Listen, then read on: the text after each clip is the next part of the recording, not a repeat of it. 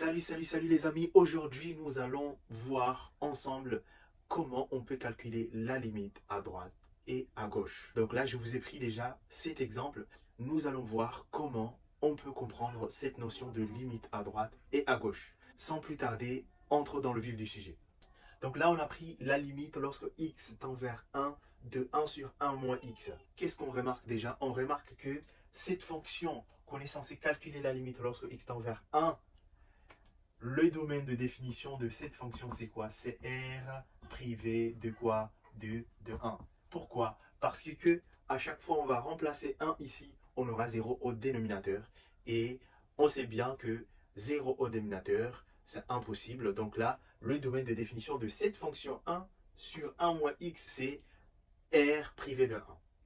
Donc là, vu qu'on nous a demandé de calculer la limite lorsque x tend vers 1 de cette fonction, et qu'on sait déjà que 1 c'est une valeur interdite, donc qu'est-ce qu'on doit faire? On doit directement penser à la limite à gauche et à droite. Ça c'est la courbe en vert, là ça c'est la courbe représentative de la fonction qui est là. Et là on voit très bien que là on a déjà une asymptote de x est égal à 1. C'est une asymptote verticale. Et on voit bien que la courbe va vers cette asymptote sans pouvoir toucher cette asymptote. Voilà, donc là, schématiquement, on voit très bien que x est égal à 1, c'est une asymptote parce que c'est déjà une valeur interdite. Donc, mais là, on va voir maintenant la technique, comment tu dois calculer cette limite. Calculer la limite lorsque x tend vers 1 de 1 sur 1 moins x, normalement, on doit remplacer le 1 ici pour calculer la limite. Mais on voit bien que si on remplace le 1, on aura 0 au dénominateur. Par abus d'écriture, on peut le faire.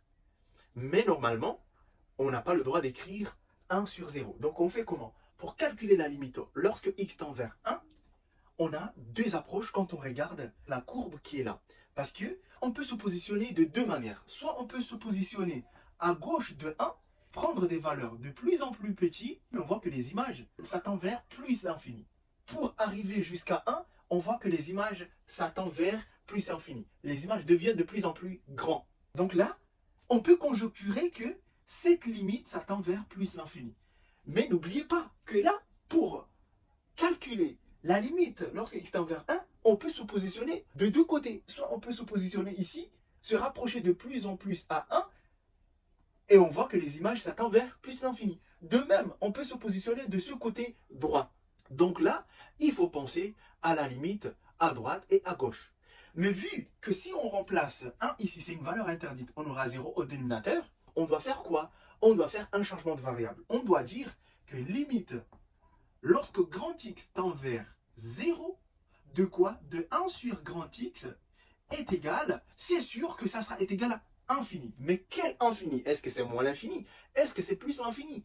Donc, ici, on va se positionner où? On va se positionner d'abord à gauche. On va se positionner d'abord à gauche. À gauche, c'est où? On va se positionner là où les x sont plus petits que 1. Là, déjà, le numérateur est positif, ça ne pose pas de problème. Mais si on remplace 1 ici, on aura quoi? Si on remplace 1 ici, on aura 0. Et si on remplace 0, par exemple, ici, on aura 1. Vous voyez? Parce que là, on a remplacé 1, on était là. On revient à gauche ici. On remplace 0, on aura 1. Si on remplace, par exemple, moins 1, on aura 2. Si on remplace moins 3, on aura 4, etc. Du coup, à chaque fois qu'on remplace une valeur qui est à gauche, on aura une quantité positive. Du coup, ici, on doit dire 0 plus. Donc maintenant, la limite, lorsque x tend vers 0 plus de 1 sur x, là, on aura est égal à plus l'infini. Ce qui nous montre même quoi? La courbe ici. Vous voyez? Ce qui nous montre la courbe. À chaque fois, on se rapproche de 1 en prenant des valeurs plus petites, mais on se rapproche de 1, les images deviennent de plus en plus grandes et ça va aller jusqu'à plus l'infini. Vous voyez? Parce que là, plus l'infini, c'est ici. Donc là, les images deviennent de plus en plus grandes et on va jusqu'à plus l'infini.